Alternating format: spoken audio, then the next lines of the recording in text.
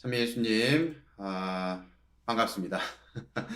오늘 날씨 굉장히 좋은 날씨죠? 선선한 이 가을 날씨가 이제 슬슬 오는 것 같은데요. 저녁쯤과 새벽에만 좀 춥고, 이 낮 시간에는 매우 선선한 그런 날씨를 지니는 것 같습니다. 여러분들은 이 속마음이 들킨 적이 혹시 있으신가요? 잘 이렇게 표현을 잘 안 했었는데, 누군가가 내 속마음을 딱 캐치해서 너 원래 이렇잖아 라고 했을 때의 그 어떤 당황스러움, 이런 부분들은 혹시 겪어보셨나요? 제 기억에 따르면 이런 속마음이 들키게 되면 사람들은 이런 행동들을 하게 됩니다. 처음에 굉장히 당황스러운 마음이 일단 들고, 그리고 이제 걱정이 되기 시작을 해요. 아니, 내 속마음을 어떻게 알았지? 저 사람이 다른 데 가서 내 마음을 이야기한 건 아닐까? 이제 내 속마음을 알았으면 저 사람을 어떻게 대해야 되지? 뭐 이런 걱정들이 이제 생기게 됩니다. 그리고 이렇게 내 속마음이 들켰다는 것이 굉장히 어떤 위급한 상황, 위험한 상황이라고 생각이 되기 때문에 나 스스로에게 굉장히 이 경각심을 갖게 하죠. 그리고 그 사람이 발견해낸 내 속마음을 공식적으로 인정을 해야 되는지 아니면 부정을 해야 되는지에 대한 그 갈피에 서게 됩니다.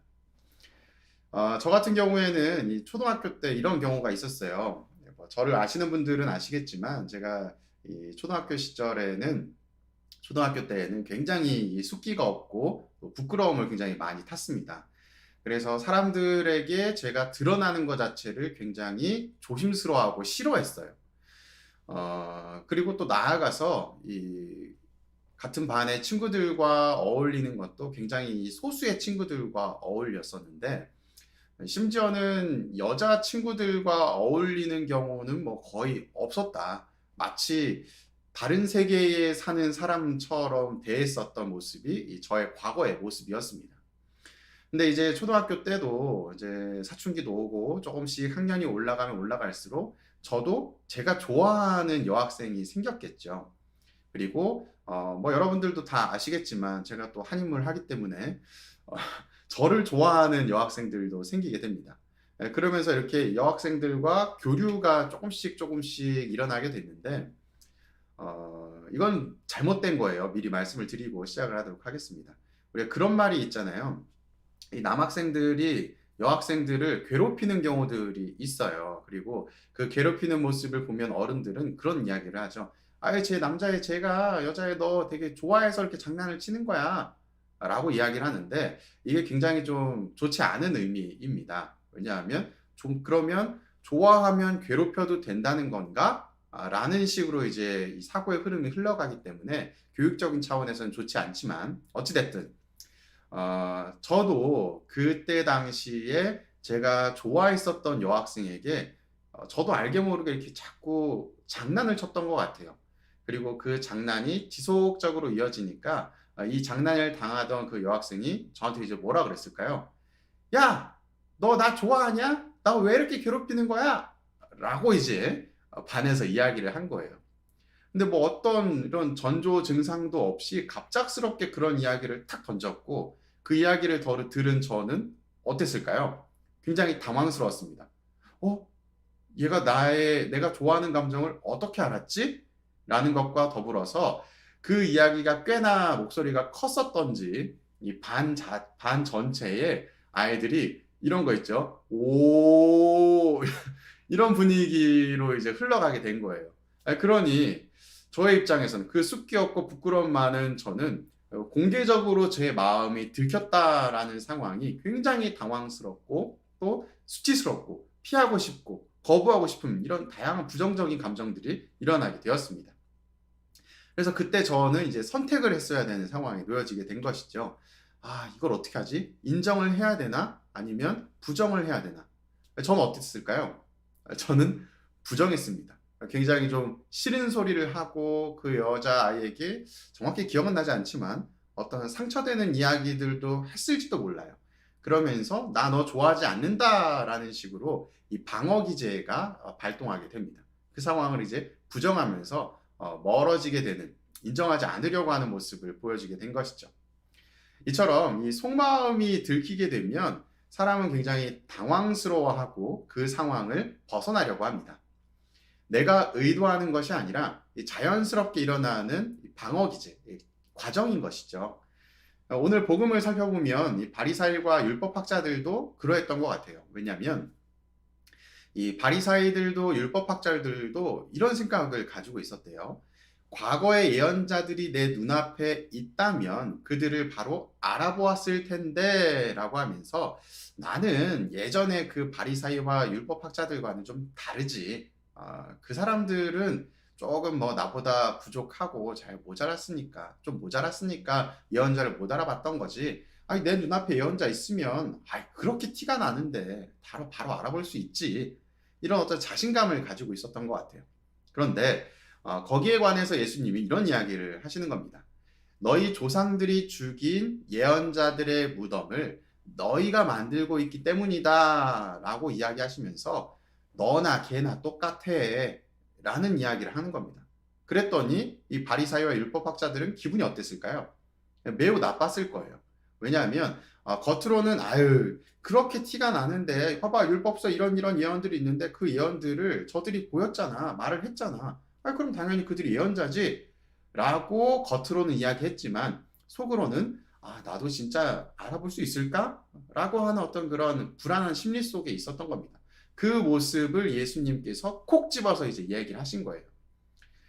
그래서 바리사이도 율법학자들도 인정하기는 싫지만 어느 정도 생각은 하고 있었기 때문에 이 조상들이 잘못했고 자신들도 잘못된 삶을 살고 있다는 것을 인정하기가 싫었던 것이죠. 나아가서 또 누리고 있는 삶을 내려놓기에는 용기가 없었기 때문에 그들은 인정하고 있지 못했던 모습도 추가적으로 또 살펴볼 수가 있습니다. 그런 그들에게 예수님은 이 당황스러운 말씀을 하셨던 겁니다. 그래서 그들이 이제 어떤 방어 기제처럼 발끈하는 모습을 보이게 되는 거예요. 이 이야기를 들었던 바리사이와 율법학자들은 당연히 이 발끈하는 모습으로 부정하고 변명하면서 자신들의 정당성을 내세우려고 했습니다. 그래서 나온 행동이 무엇이냐면 예수님 말씀이 끝나고 나서 예수님을 붙잡고 이제 이야기를 하는 거죠.